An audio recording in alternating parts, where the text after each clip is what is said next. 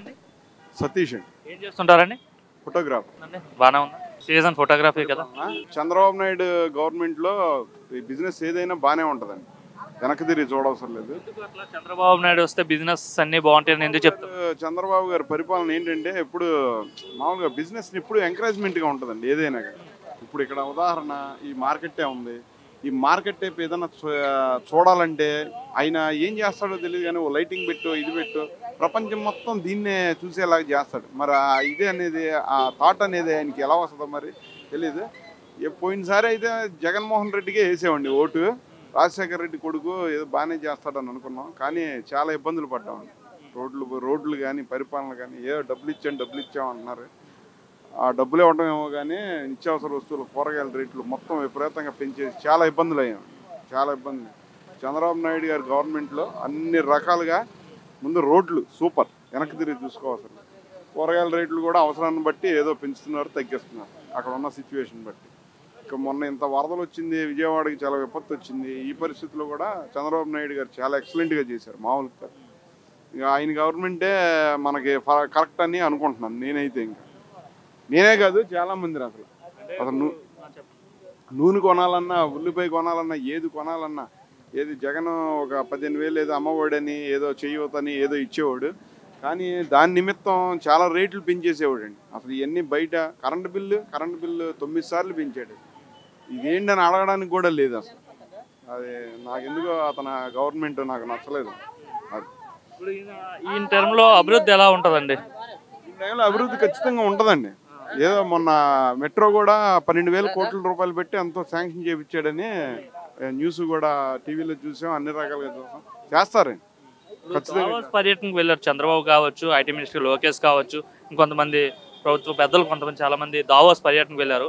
దావోస్లో పెట్టుబడులు తీసుకొస్తారు, ఆకర్షిస్తారు ఆంధ్రప్రదేశ్ సంబంధించి. ఖచ్చితంగా నారా లోకేష్ అయినా కూడా ఇన్నాళ్ళకి కాదండి, అదే ఇన్నాళ్ళు ఏదో కొంచెం మాట తడబడి అన్నీ ఉండేది. ఇప్పుడు బ్రహ్మాండంగా చాలా చాకచక్యంగా మాట్లాడటం కానీ కాదు, ముందు పనులు చేస్తున్నారు. ముందు అసలు ఇంతకుముందు బిఫోర్ ఎలక్షన్ ముందు లోకేష్, ఇప్పుడు లోకేష్ అనేది జనాలకు తెలుసు. జనాలకు కాదు మనకు కూడా తెలుసు. ఏదో చాలా పరిశ్రమలు కూడా నేను మొన్న అనుకోకుండా అమరావతి వెళ్ళానండి. చాలా పెద్ద పెద్ద రోడ్లు వేసేసారు, చాలా ఇదిగా ఉంది. ఎన్ని చూశాను. ఒకసారి అమరావతి వెళ్తే ఎవరైనా చంద్రబాబు నాయుడు విజన్ ఏంటి, అసలు ఏం చేస్తున్నాడు అనేది అర్థమైంది. అంటే ఇంతకుముందు అనేవారు కదా అమరావతిలో ఏముంది, తొప్పలు ఉన్నాయి అంటే, ఇంకొంతమంది వైసీపీ వాళ్ళు ఏదో శ్మశానం ఇది వేరే విధాలుగా పోల్చేవారు కదా. అక్కడ ఇంతకుముందు విట్టి కాలేజ్ అని ఉందండి. అక్కడ నేను అనుకోకుండా మా ఫ్రెండ్ వాళ్ళ డాక్టర్ని అక్కడ డ్రాప్ చేయడానికని వెళ్ళాను. ఆ వెళ్ళినప్పుడు తెలిసింది ఈ రోడ్లు ఇంత పెద్ద పెద్ద రోడ్లు ఏంట్రా బాబు ఇవన్నీ ఎప్పుడు వేసారని అనిపించింది. కానీ అవన్నీ జగన్ రాజధాని మార్చి అది మార్చి అసలు మొత్తం చాలా రభస అయిపోయింది. సో ఏంటంటే ఖచ్చితంగా నారా లోకేష్ మాత్రం ఖచ్చితంగా సక్సెస్ అవుతాడండి.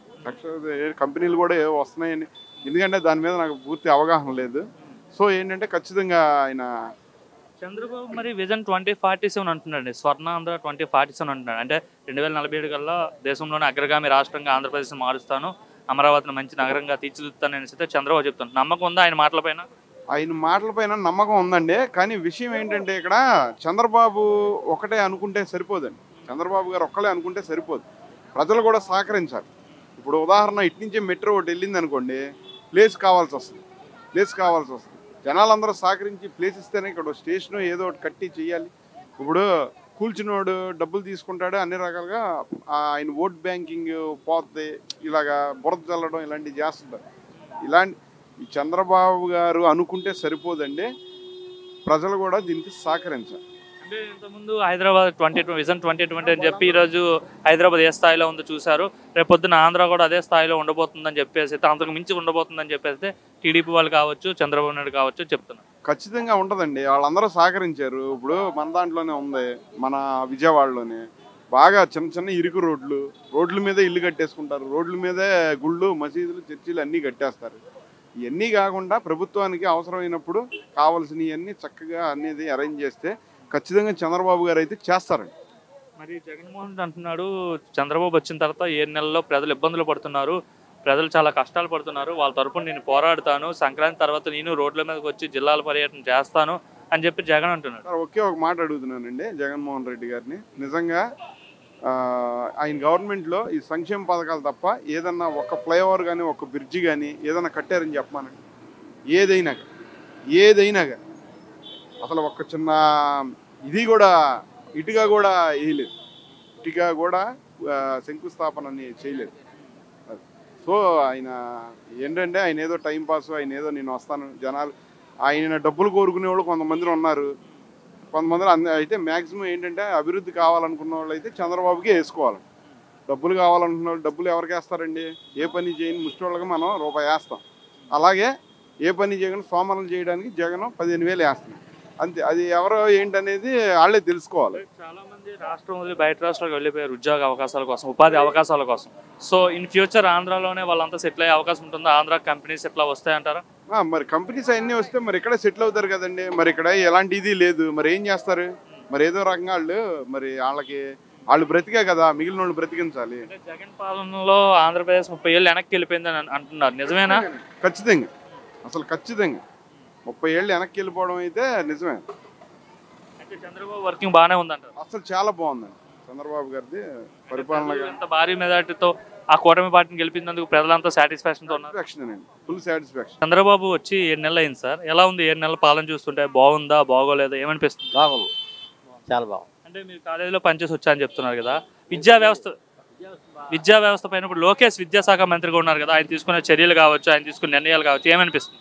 బాగుంది. ఆయన దేశం బాగుందా, కంపెనీలు చేస్తాడు, బాగా డెవలప్ చేస్తాడు. ఇక్కడంతా సాఫ్ట్వేర్ వాళ్ళు కూడా ఉద్యోగాలు దొరుకుతాయి. అది అంటే ఇప్పుడు ఇంటర్మీడియట్ కాలేజ్ వాళ్ళకి కూడా లోకేష్ గారు మొన్న డొక్కా సీతమ్మ గారు మధ్యాహ్న భోజన పథకాన్ని ఇంప్లిమెంట్ చేయడం ఎలా అనిపిస్తుంది? అంటే ఇప్పుడు వరకు కూడా 1 to 10 పెట్టారు కదా, ఇప్పుడు ఇంటర్మీడియట్ వాళ్ళకి కూడా బాగుంది. అది కూడా భోజనం కూడా బాగుంది. ఎలా ఉంది సార్ ఆంధ్రప్రదేశ్ పరిస్థితి ఏంటి? నిన్ననే అంటే చంద్రబాబు గారు కావచ్చు, లోకేష్ గారు కావచ్చు, దావోస్ వెళ్ళారు. పెట్టుబడులు చాలా భారీ పెట్టుబడులు లక్ష్యంగా పరిశ్రమ వాళ్ళని ఆకర్షించడానికి సంబంధించి అక్కడికి వెళ్ళారు. సో వస్తాయి అంటారా వీళ్ళ అధ్యక్షతన? వస్తాయి సార్, గ్యారంటీగా. ఎందుకంటే ఒక లెజెండ్ కదా వెళ్ళి అడిగేది, ఒక నెంబర్ 1 లెజెండ్ అడుగుతున్నాడు కాబట్టి కంపల్సరీగా పెట్టుబడులు వస్తాయి.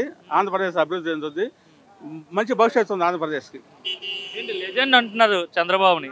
బాలకృష్ణ సినిమా పేరు పెట్టారు చంద్రబాబు. సినిమా పేరు లెజెండ్, ఈయన వ్యక్తిగతంగా లెజెండ్. 40 సంవత్సరాల రాజకీయ చరిత్ర కలిగిన వ్యక్తి, అభివృద్ధి కోసం పాటుపడే వ్యక్తి, క్షణ ప్రజల గురించి ఆలోచించే వ్యక్తి. ఏది ఆంధ్రప్రదేశ్కి మంచి భవిష్యత్తు ఉంది అనుకుంటున్నాం. అది కుటుంబ ప్రభుత్వంతో మంచి భవిష్యత్తు ఉంది అనుకుంటున్నాం. చెందుతుంది. అంటే విజన్ 2047 కూడా అంటున్నారు, చేయగలుగుతాడు చంద్రబాబు? ప్రజలు ఈయన ఆదరిస్తే కనుక తప్పనిసరిగా చేయగలుగుతాడు. అది నమ్మకం ఏంటి చంద్రబాబు పైన? మీకు చాలా హోప్స్ ఉన్నాయి సార్. ఇంతకుముందు ఆయన ప్రభుత్వం చూసాం మేము, 100% ఎవరూ చేయలేరు. మన ఇంట్లో మనమే న్యాయం చేయలేం. అలాంటిది ఆయన ఆ మాత్రం చేస్తున్నారంటే అంతకంటే ఎవరు చేయలేరు. ప్రజలు సహకరిస్తే ఆయన 100% చేయగలుగుతారు. ఏంటి మరి జగన్ అంటున్నాడు ప్రజలందరూ నన్నే కోరుకుంటున్నారు, చంద్రబాబుని వద్దు అనుకుంటున్నారు, ఇప్పుడు ఎలక్షన్లు పెట్టినా నేనే గెలుస్తాను అనేసి వైసీపీ వాళ్ళు చాలా మంది అంటున్నారు. చంద్రబాబు ప్రజలందరినీ మోసం చేసేసాడని చెప్తున్నారు. సార్ ఒకటి చెప్పిన, పార్టీలు అనేది ఏ పార్టీ శాశ్వతం కాదు. ప్రజలు మార్పు కోరుకుంటారు.